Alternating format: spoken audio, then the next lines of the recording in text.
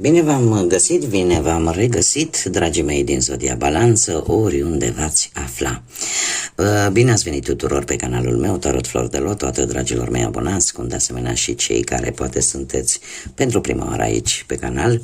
Eu sunt Ina, pentru cei care nu mă cunosc, și ca de fiecare dată mă bucur tare mult să vă am alături la fiecare lectură. Azi, așa cum v-am obișnuit, voi face o lectură temporală, fără limită de timp, o lectură pe care voi să o puteți urmări oricând doriți sau atunci când apare în viața voastră. Desigur, dragilor, nu uitați un lucru important, ca de fiecare dată vi-l readuc aminte, și anume faptul că voi sunteți cei care vă construiți viitorul. Așa că vă rog din suflet, fiind o lectură generală, să luați decât acele mesaje care rezonează cu voi, iar restul lăsați-le să zboare în univers, pentru că sigur sunt pentru alte energii care într-o mai mică sau mai mare măsură au o legătură cu Zodia Balanță. Așa că, dragilor, toți cei care aveți Soarele, Luna, Venus, Ascendentul sau oricare alt aspect astral important pentru voi din harta voastră natală și care are legătură cu Zodia Balanță, atunci această lectură este de asemenea și pentru voi. Așa că, haideți să vedem care este imaginea de ansamblu pentru voi, dragilor, în următoarea perioadă. Ce vine pentru dragii mei din Balanță sau pentru cei care au orice altă legătură cu această zodie.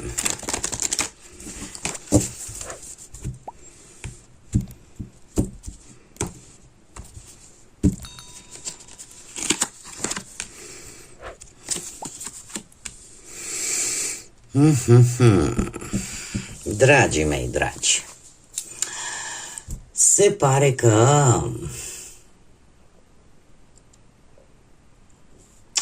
nu știu, ați avut în ultima perioadă o aură de mister, așa, ați intuit voi anumite lucruri și ați încercat să nu le-ați spus altora.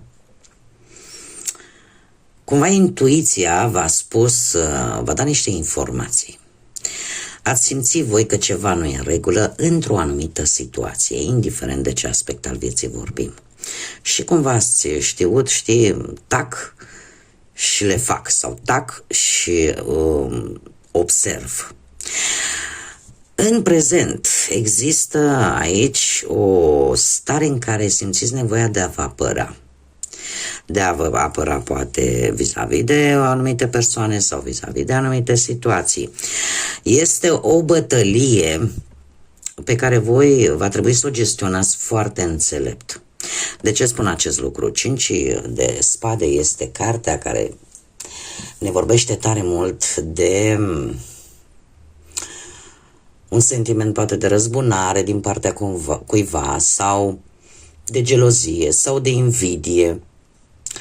Dar totuși este o situație conflictuală, aș putea spune, este o luptă care nu are câștigători reali, are decât un preț prea mare de plătit.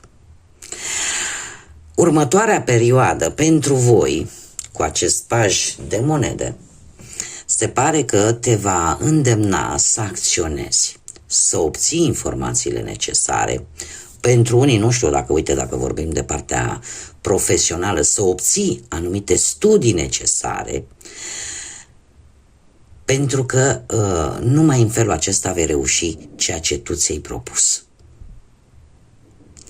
Așa că cumva trebuie să-ți asculți intuiția și să îți alegi foarte bine ce lupte vrei să dai și cu cine.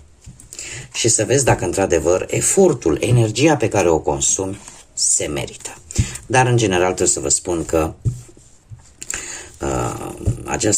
acest arcan minor, 5 de spade, îmi vorbește de fapt de un fals câștig, pentru că nimeni de fapt nu câștigă în toate aceste conflicte, în toate aceste situații conflictuale. Haideți să vedem cine zice tarotul pădurii mistice, ce vine pentru dragii mei din Balanță și pentru toți cei care aveți o legătură cu această zodie. Și începem, desigur, cu viața profesională.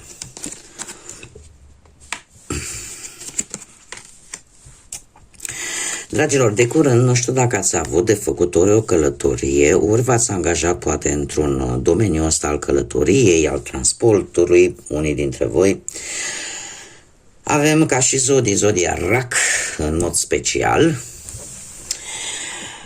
Poate rezonează cu careva dintre voi. Cert este că ați avut, în primul și în primul rând, ați avut o voință tare puternică vis-a-vis de ceva ce pentru voi era foarte important. Posibil să fi primit o veste total neașteptată, foarte rapidă și ceea ce a creat o situație care a necesitat atenția ta în mod deosebit și care e posibil să te fi dus în direcția de a face o călătorie, de a te muta, poate de a schimba un loc de muncă, da? Sau pur și simplu ai descoperit că e posibil ca cineva totuși să aibă și ceva contra ta.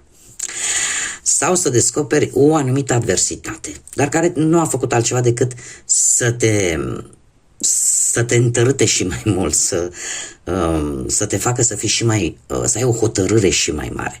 În prezent, pe partea asta a muncii, avem un 7 de monede.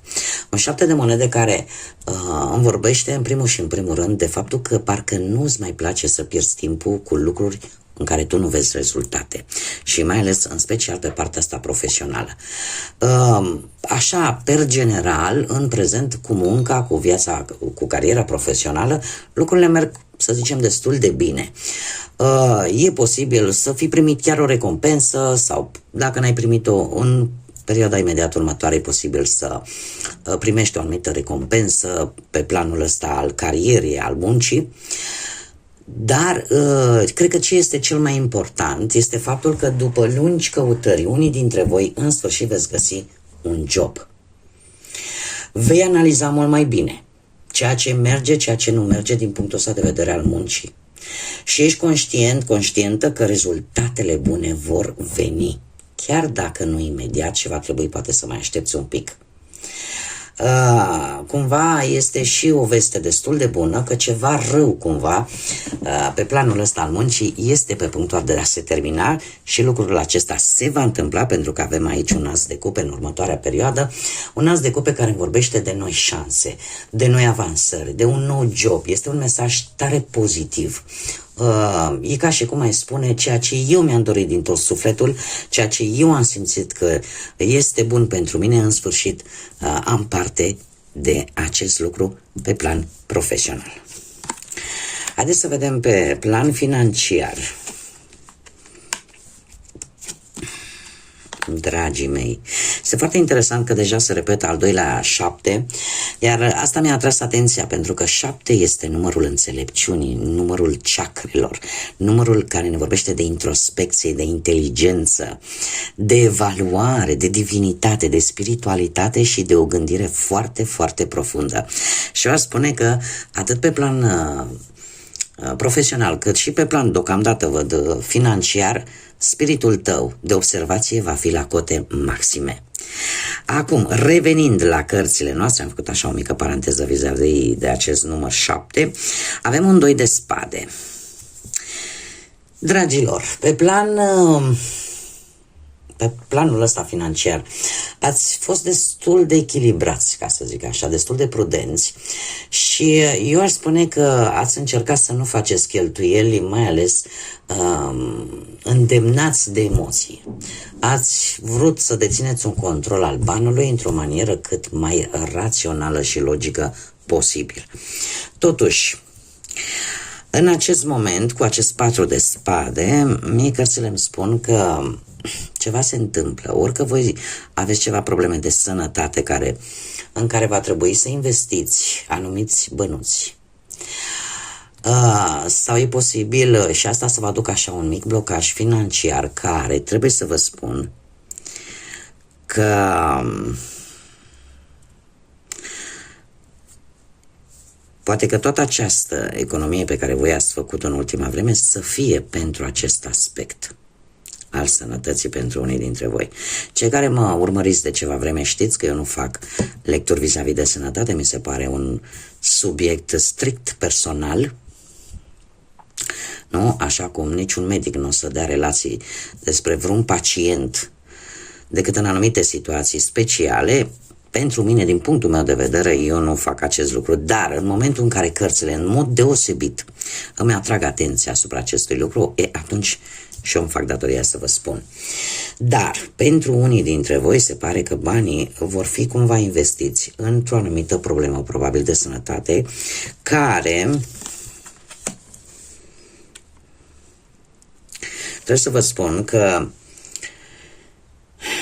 vă va pune într-o situație și în următoarea perioadă de a face niște alegeri. O să vi se ofere mai multe variante. Și în funcție de ce veți alege voi vis-a-vis de aceste variante, și aici vorbim strict de bani, aș zice că trebuie să aveți un pic de grijă, pentru că nu toate ofertele vor fi reale, nu toate ofertele vor fi palpabile. Iar acest nou de bâte mie îmi spune că nu va fi foarte ușor și totuși vei încerca tu așa să ții, cum să spun eu, să faci, să ții la zi cheltuielile importante, dar chiar dacă vor apărea anumite întârzieri pe planul ăsta al banilor, asta nu înseamnă că anumite situații nu se vor rezolva. E posibil chiar să primiți și un sprijin, un ajutor și uite, nu o să vă las, da. Deci, dragii mei, dacă e vorba de sănătate și într-adevăr pentru unii dintre voi lucrul ăsta o să vă cam mănânce ceva bănuți, nu trebuie să vă lăsați bătuți. Singurul lucru, aveți mare grijă ce oferte luați. Nu, sunt o multitudine de exemple, nu știu, vine cineva și vă spune, știu, uite, te ajut eu, te costă atât, facem atât. Acum mai e o variantă. Dacă nu vorbim de sănătate, care este primordial cu acest 4 de spade, putem vorbi de o ofertă de vacanță, de a te odihni, pentru că aceasta este cartea care ne vorbește foarte mult de odihnă, de faptul că simți nevoia să te reculegi, simți nevoia să pur și simplu să-ți reîncarci bateriile. Mare grijă la ce oferte vă uitați, pentru că nu toate ofertele vor fi exact așa cum spun. Vor fi unele înșelătoare. Iar lucrul ăsta pe voi e posibil cu acest 9 de bâte. Îmi cer scuze fără să vreau că mă agit aici. Lucrul ăsta te poate face pe tine să faci anumite sacrificii pentru a beneficia de o anumită ofertă. Și să-ți întârzie sau să apară brusc în momentul în care tu te decizi, știi, vreau să merg în cutare loc. Mă costă atât. Să apară, exact când tu spuneai, gata, uite, am toți banii care îmi trebuie, să apară ceva, să mai apară o piedică, exact când să te duci să plătești banii. Asta se va întâmpla în perioada următoare. Este adevărat că lucrurile într-un final se vor rezolva, dar se vor rezolva primind un ajutor bănesc din partea altei persoane. Sau un ajutor bănesc venit din exterior, dintr-o altă sursă decât a ta. Mergem mai departe. Haideți să vedem cu dragostea cum stați, dragilor, cu viața sentimentală pentru cei care sunteți într-o relație. Dragilor, voi ori ați trecut printr-o instituție a statului. Trebuie să vă spun un lucru, dragilor. Nu știu dacă aveți de-a face cu alte zodii de aer, la fel ca și voi, Gemeni, Balanță sau Vărsător. Dar aici mi apare justiția. Justiția poate să ne vorbească de foarte multe lucruri. Poate să ne vorbească de un echilibru pe care voi îl căutați în relația voastră, poate să ne vorbească de o anumită situație legată, cum am mai spus, de justiția asta terenală, de vreun proces legal, de anumite conflicte pe care e posibil să le fie avut în relație. ne poate vorbi de cinste, da? Sau de o lipsă de rapiditate în rezolvarea unor anumite probleme pe care voi e posibil să le fi avut în relația voastră. În prezent, aici cineva dă bir cu fugiții sau are o atitudine foarte impulsivă. Cineva tot dintr-un semn de, posibil, tot dintr-un semn de aer, puteți fi voi, poate să fie perechea voastră, ori voi care vă lansați în forță și gândiți către înainte. Eu trebuie să vă spun un lucru. Unii dintre voi, chiar dacă aveți anumite conflicte sau ați avut anumite conflicte, veți vrea o reîmpăcare. Ori voi, ori persoana, perechea voastră. Aici cineva vrea o nouă reîmpăcare. Pentru, mai ales cei care ați avut o perioadă destul de distanțată, da? Nu ați fost pe aceeași lungime de undă, ați avut poate o proastă comunicare. Iar următoarea perioadă pentru voi, dragilor, vine cu acest 8 de monede. Se pare că atenția voastră în ceea ce privește relația voastră sentimentală va fi, toate aceste lucruri vor aduce o schimbare benefică, pe care culmea că voi vă doreați. Vă doreați lucrul ăsta. Eu aș spune că veți fi mult mai atenți la detalii în ceea ce privește relația voastră. Veți fi mult mai atenți la detalii și e ca și cum ai spune că în felul ăsta ți-ai găsit un echilibru.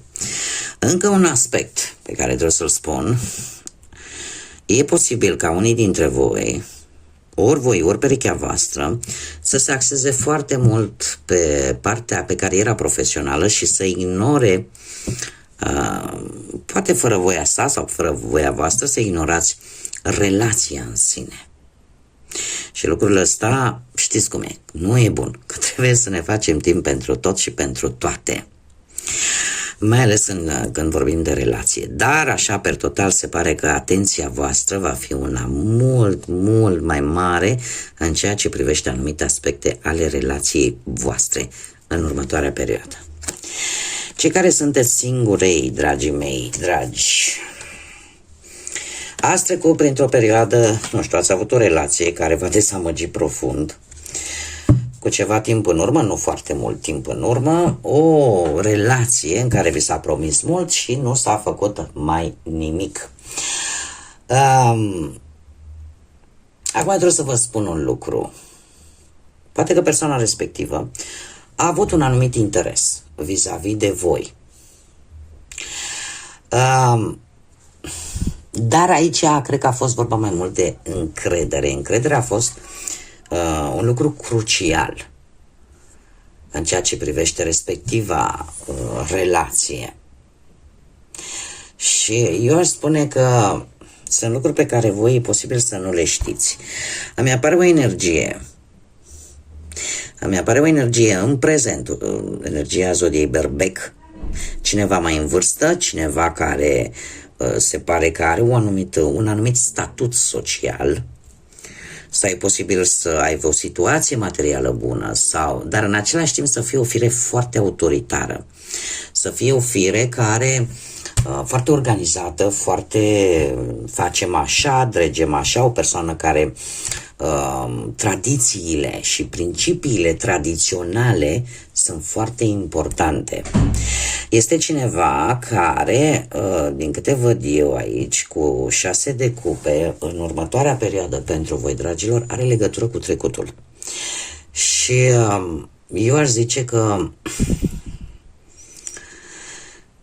ori voi, pentru că voi puteți împrumuta aceste caracteristici ale împăratului, adică voi veți fi un pic mai autoritari, un pic mai organizați, nu veți mai lăsa ca alții să vă rănească atât de ușor.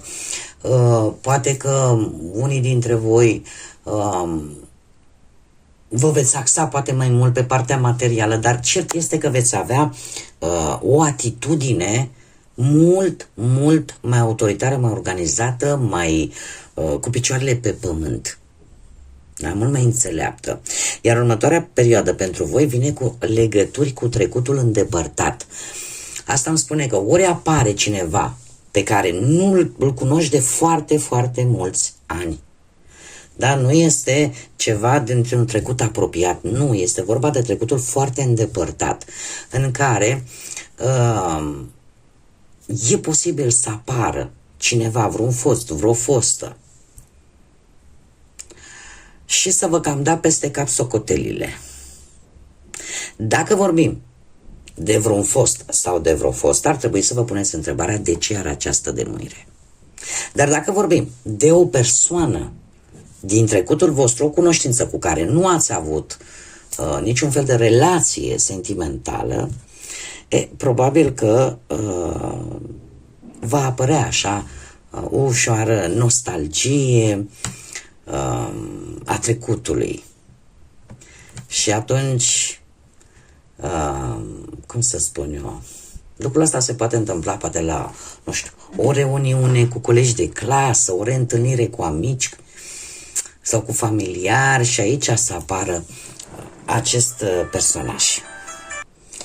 Îmi cer scuze pentru sunet, am și un tratament, trebuie să mi-l iau și ca să nu uit îmi pun alarma.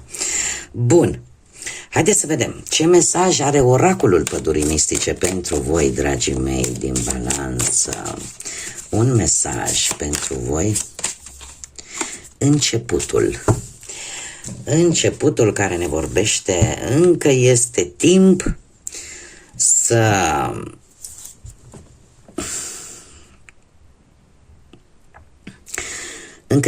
să dai startul. Simte viața cum curge liber prin întreaga ta ființă. Toate dorințele tale pot deveni realitate pentru că ai un potențial creativ și pentru că se apropie un nou început. Este atât de frumos și atât de simplu. Clar, pentru unii dintre voi care poate ați rezona cu această lectură, vin noi începuturi. Și se pare că niciodată nu trebuie să gândiți, am mai nimerit persoane trecute, deja intrate în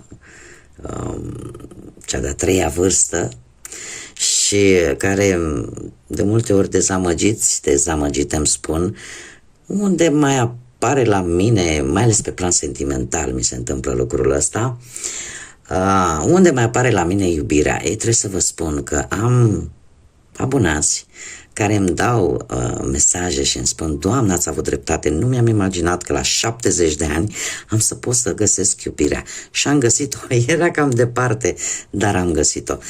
Acest mesaj vine de fapt cu această idee că încă este timp, atâta vreme cât încă respirăm, cât încă ne trezim dimineața și vedem răsăritul soarelui și mulțumim lui Dumnezeu că suntem și că existăm, este timp. Cred că cel mai greu este atunci când știm că rămânem fără acest timp.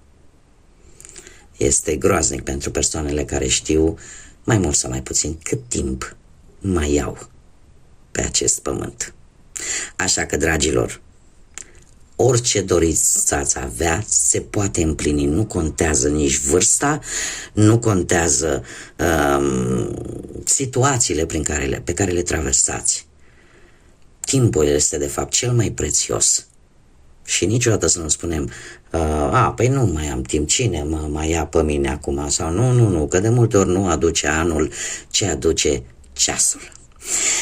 Bun, dragii mei, cam atât am avut pentru voi. Eu vă mulțumesc ca de obicei pentru prezență, pentru faptul că sunteți alături de mine la fiecare lectură, chiar dacă în ultima perioadă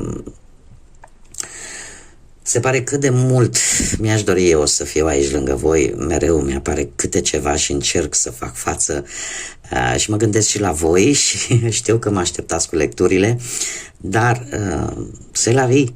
Vorba francezului, nu? Asta e viața. Ne adaptăm din mers și încerc să fac lucrurile câte puțin acolo unde sunt cerută, unde este nevoie de mine și bineînțeles să mă gândesc și la mine și la problemele mele. Dar eu vă mulțumesc din suflet pentru faptul că sunteți aici și până data viitoare când ne vom reîntâlni la o nouă lectură, eu vă doresc tot binele din lume și nu uitați că energia pozitivă vă ajută să vă ridicați vibrația, vă ajută să mergeți înainte și niciodată nu este târziu să o luați de la capăt. Așa că până la o nouă lectură, ca de obicei, să fiți iubiți, dragii mei.